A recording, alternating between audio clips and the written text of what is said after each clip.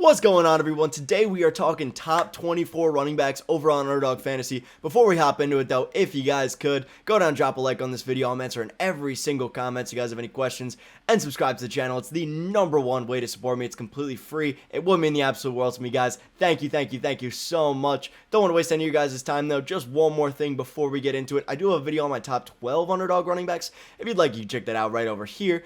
With that out of the way though, let's hop right into it with the first running back, and that is, drum roll please, Christian McCaffrey. And this should be no surprise to anyone who's followed fantasy football for pretty much any amount of time. I mean, Christian McCaffrey, one of the best running backs in all of football, one of the most talented running backs in all of football, and he lands himself in a situation on one of the best teams in all of football. Not only that, this is a guy who finished as the second best running back of all time in terms of half-point PPR scoring, only behind 2006 LaDainian Tomlinson, which is not bad company to be in if you ask me. This offensive line is great, ranking top 10 according to Pro Football Network. They have George Kittle, they have Deebo Samuel, they have Kyle Shanahan as a head coach and one of the best play callers in the NFL. What more can you ask for? Either way, let's move on to my running back 2, and that is Bijan Robinson. And Bijan Robinson, a phenomenal running back in his own right, somebody who will get the job done for you on week 1 from day 1. I mean, this was the 8th overall pick in the draft. They clearly have a plan to use him right away on this Atlanta Falcons offense, and this Atlanta Falcons offense is actually pretty sneakily good. I mean, yes, you have Desmond Ridder at quarterback. Definitely a concern. But they have a top 10 offensive line according to Pro Football Network. In fact, they have the 7th best offensive line according to Pro Football Network. You also have Kyle Pitts and Drake London to be able to spread the field. I think that Bijan Robinson is going to be great at the NFL level almost from day 1, and I think drafting him here only makes sense because he is going to be such a talented running back, following in the footsteps of guys like Saquon Barkley, Ezekiel Elliott, who both finished as the running back 1 and running back 2 in their first seasons in the NFL.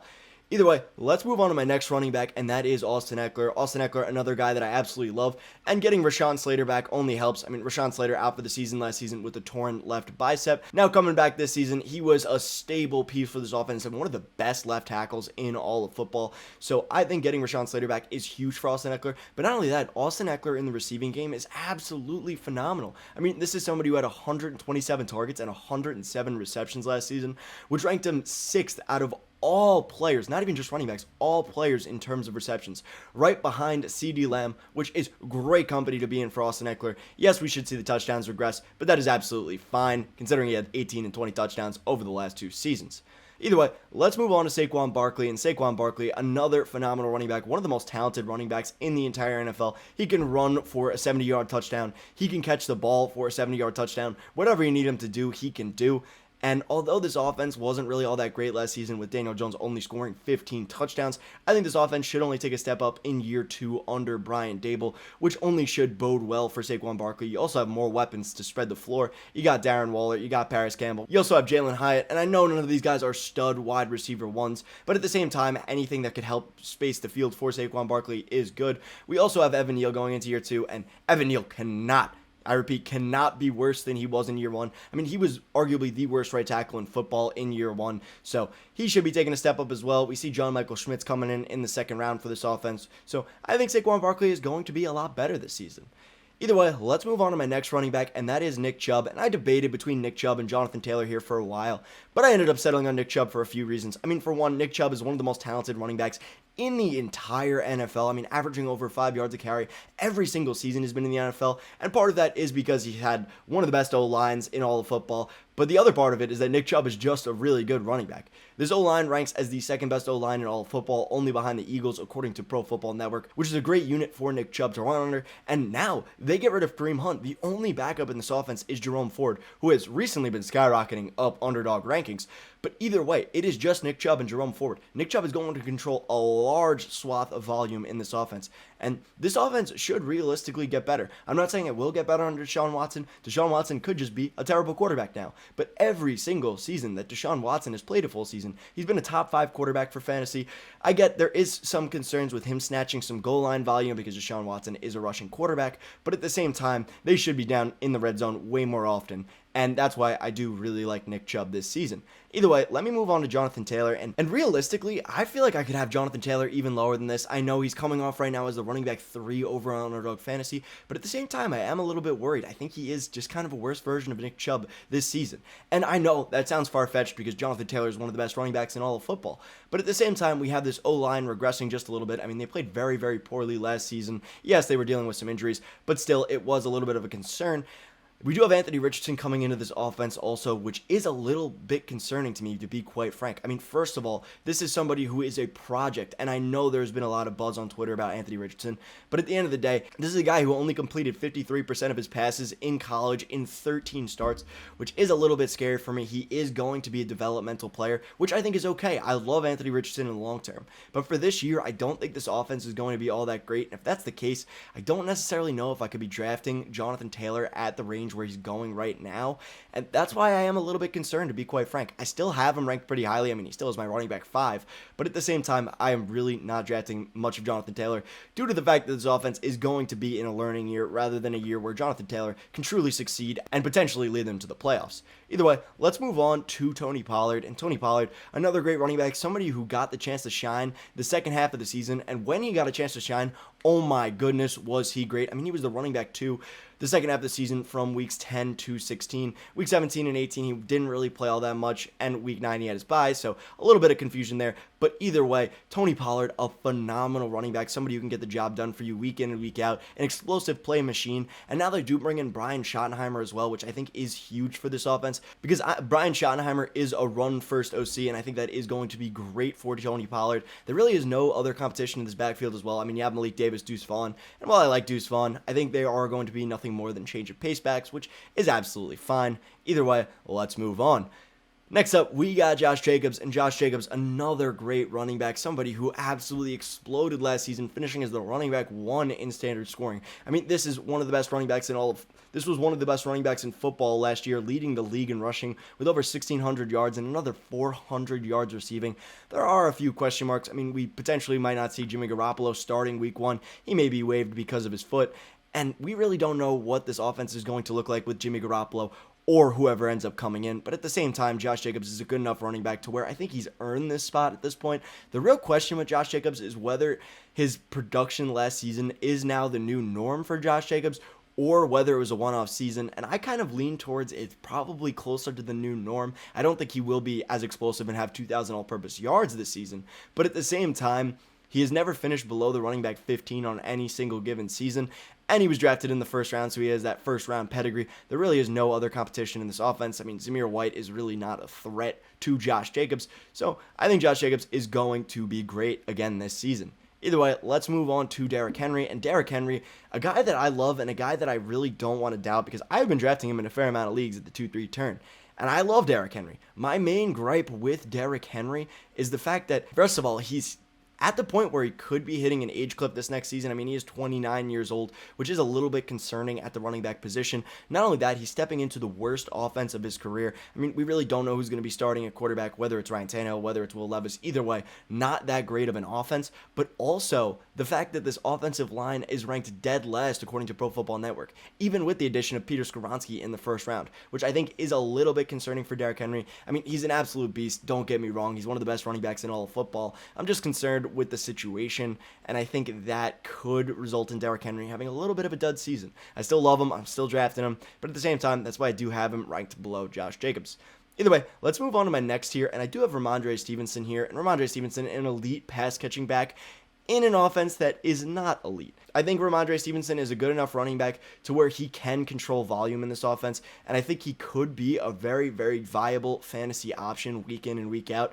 The problem is ultimately this offense and whether or not Mac Jones is able to drive the ball down the field enough to where you really can be happy with Rhamondre Stevenson's touchdown volume, but at the same time, you are going to be seeing a ton of targets for Rhamondre Stevenson, so I think that is absolutely fine.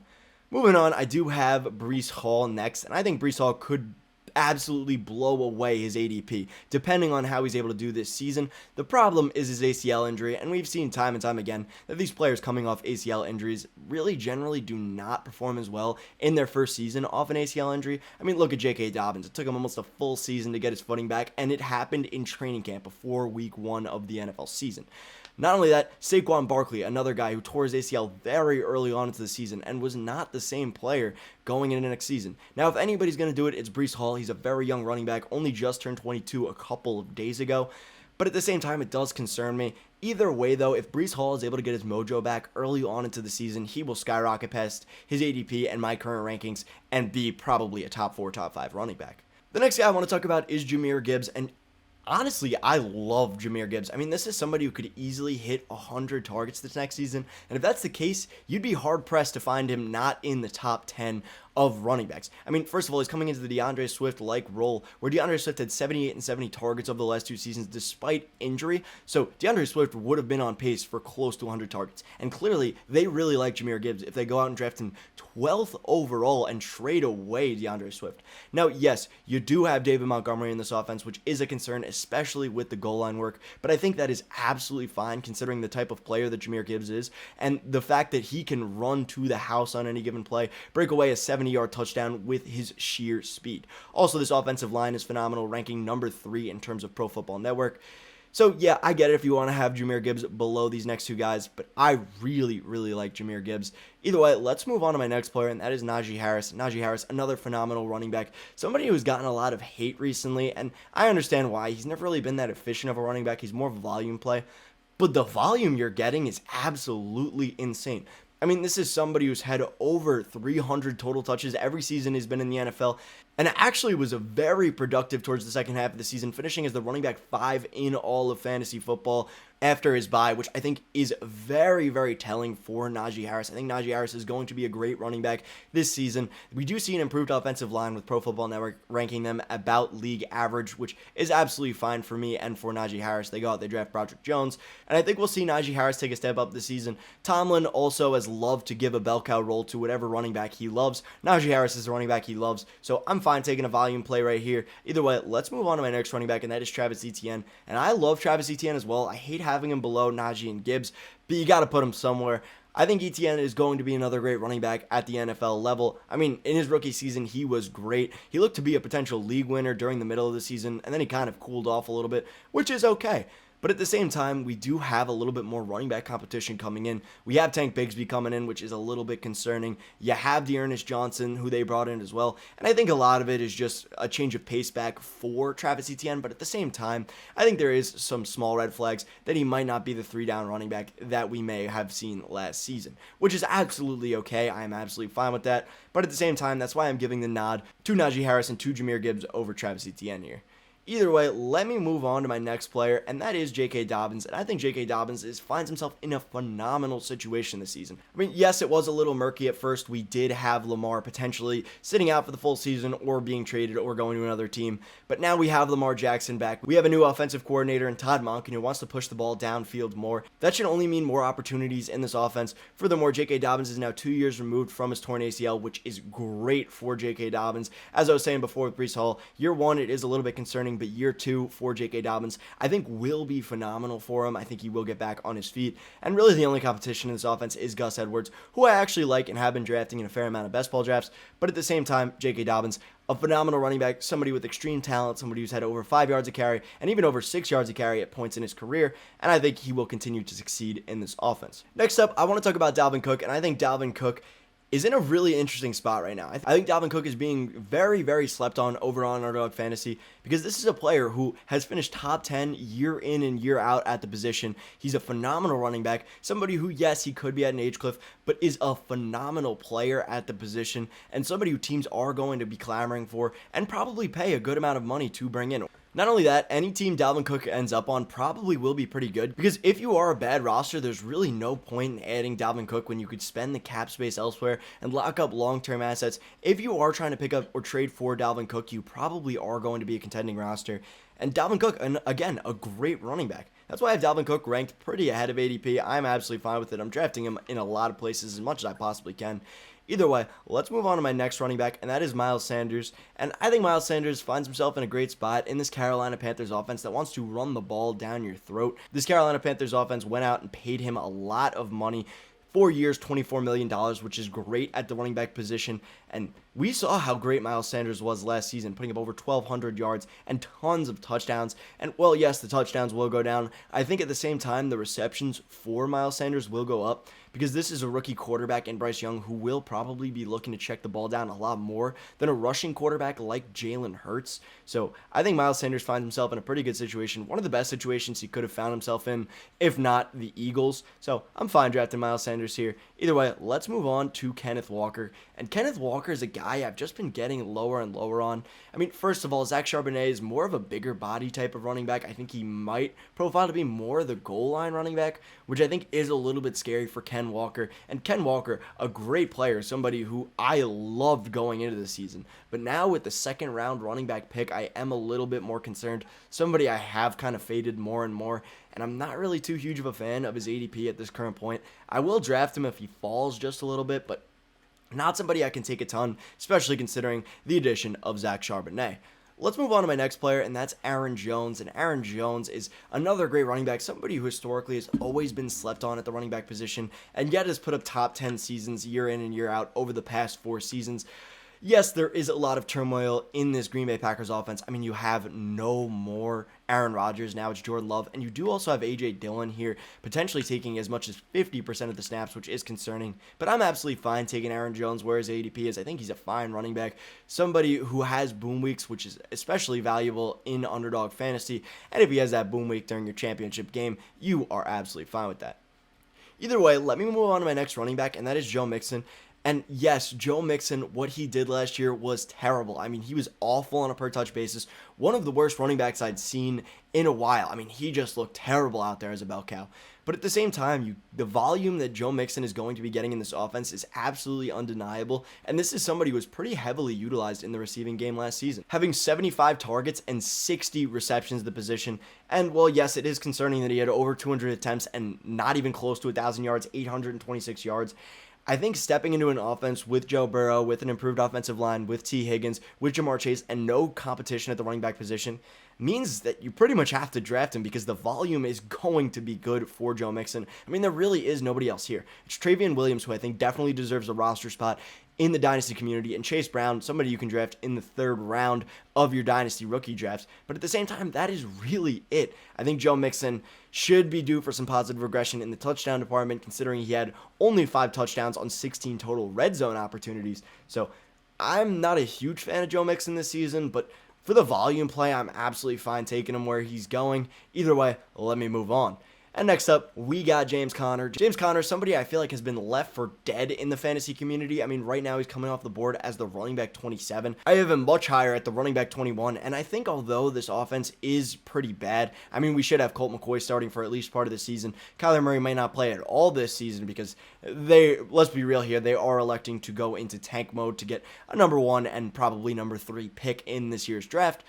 I think at the same time, James Conner is a phenomenal running back, somebody who has a nose for the end zone and has consistently been above average in touchdown rate, having 18 touchdowns 2 years ago with Kyler Murray, and then coming onto the scene the second half of the season, finishing as the running back 4 in all of fantasy football during the stretch where Kyler Murray was missing part of the season and Colt McCoy was in. So no matter who's quarterback, I am really not too worried about James Conner. I mean, if Colt McCoy is the quarterback, we should see James Conner get a lot more receptions in this offense. But if Kyler Murray is the quarterback, we should see James Conner have a lot more touchdowns in this offense. Either way, I think it is a pretty decent situation for James Conner. The main problem, again, is the fact that this team is not going to be very good.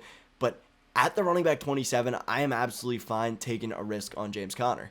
Either way, let me move on to my next player, and that is Cam Akers. And Cam Akers is a guy I am absolutely fine with drafting. I mean, this is somebody who 2 years ago, before his Achilles tear, was being touted as a late first, early second round pick in redraft leagues. Now you're getting him at a supreme discount, which makes sense. I mean, he tore his Achilles. He wasn't really that heavily utilized. It was one of the most wishy-washy stories in the entire NFL with Cam Akers. Is he going to play this week? Is he not? I mean, it was extremely frustrating. But towards the second half of the season, the last 5 or so games, he was absolutely phenomenal, averaging over 100 yards a game and absolutely exploding onto the scene. And we have reportedly seen that Sean McVay really likes Cam Akers this season, and I'm pretty excited to see him. I'll admit I'm pretty much in line with where his ADP is, and I've been drafting him as such, but I think I should be drafting a little bit more Cam Akers. Even if this team isn't going to be that good, I'm absolutely fine with it. This is somebody who will be getting the ball a ton this year, and I'm absolutely fine with Cam Akers. The next player I want to talk about is Jaconte Williams, and yes, a lot needs to go right for Jaconte Williams to hit. I get it. That's why he is going so low over on Underdog Fantasy. But at the same time, Jaconte Williams is a great running back, somebody who finishes as a top 20 running back, despite the fact that Melvin Gordon was taking most of the carries in that offense. And when he was the true bell cow back, he really got a chance to shine. Now you do have Russell Wilson, which Russell Wilson looked absolutely awful last season. I get that. But we do have Sean Payton coming into this offense. And if anyone knows how to recoach Russell Wilson to become a good quarterback yet again, it would be Sean Payton. So I have some confidence in that fact. But also the fact that if Jaconte Williams is able to come back and battle back healthy, he can easily finish as a top 12 running back. And I know I knocked Breece Hall a little bit for having an ACL tear, and Jaconte Williams was a messier ACL tear than Breece Hall. But at the same time, the price point of these two players is vastly different, and that's why I'm drafting a lot of Jaconte Williams. And yes, again, I know it's a huge risk. You have a question mark with the ACL, you have a question mark with the team. But at the same time, if it all hits, he's one of the few players in this range that has potential to be a top 10 RB if things fall right for him. But either way, let's move on to my last player, and that is Alexander Mattison. And this is somebody I was drafting an absolute ton of before his ADP rose, and I'm drafting a fair amount of Alexander Mattison where he's going. I mean, this is somebody who profiles to be the true 3-down workhorse back in this offense if Dalvin Cook is to leave Minnesota, which seems more and more probable by the day. But at the same time, it has not happened yet, and his ADP has gotten pushed up enough to where he is going ahead of guys like James Conner, ahead of guys like Isaiah Pacheco, and almost ahead of Cam Akers at this point, which I'm not saying I disagree with. I really do like Alexander Mattison, and if Dalvin Cook is to depart from this offense, I mean, Alexander Mattison will skyrocket up these rankings. But for right now, we haven't seen it yet. I've been drafting him a lot more back when he was at an ADP of 100. Now that he's at an ADP of 77, I've kind of cooled off a little bit. But still, nonetheless, he will be a great running back if Dalvin Cook is to depart. Anyways, guys, that's going to be it from me. I hope you did enjoy the video. If you did, go smash that like button. I'm answering every comment. So if you guys have any questions, please feel free to let me know down below. And subscribe. It is the #1 way to support me. Thank you guys all so much for watching. And as always, have a good day, a good night, and a good life.